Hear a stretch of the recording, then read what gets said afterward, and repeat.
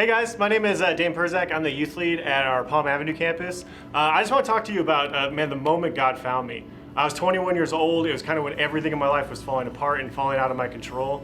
It started a couple months before I graduated high school, actually.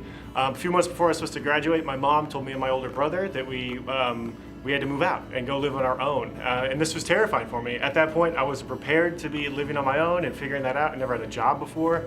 My brother struggled with mental illness, so he couldn't really hold a job. And so for years, we just kind of struggled.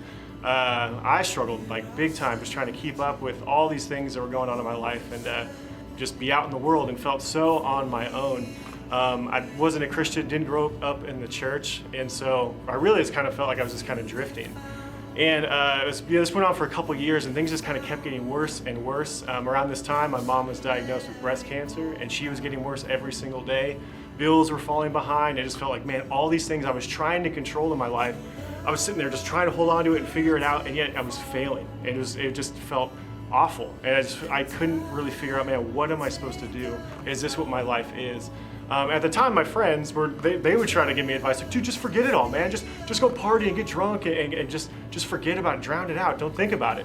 And I'll be honest, that sounded really nice, but I knew that it wasn't going to fix anything actually in my life. You know, it gets easy to confuse numbness with healing. And so at the same time, I had someone invite me to Sandals Church, where I started to hear about a real God and what God had for me. And I remember leaving church one night, and it was just like my truck broke down, which was kind of like the final straw for me, where I was there, broken down the side of the road, and just cried. I just cried out to God for the very first time, just saying, God, I can't do this anymore. Just take control. Just, man, I'm giving this to you, and just wept. And it was crazy, and God responded, and I heard God say in that moment, it's gonna be okay.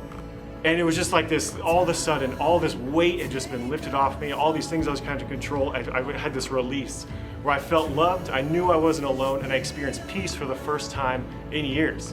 You know, Jesus says in John 14:27 that, man, I am leaving you with a gift of peace of mind and heart. I don't give as the world gives. No, so don't be troubled and don't be afraid. See, the world's idea of peace is this absence of pain and conflict and hurt and struggle. But Jesus is real. He knows we're going to go through really hard times, and yet he offers us peace in the midst of those difficult times.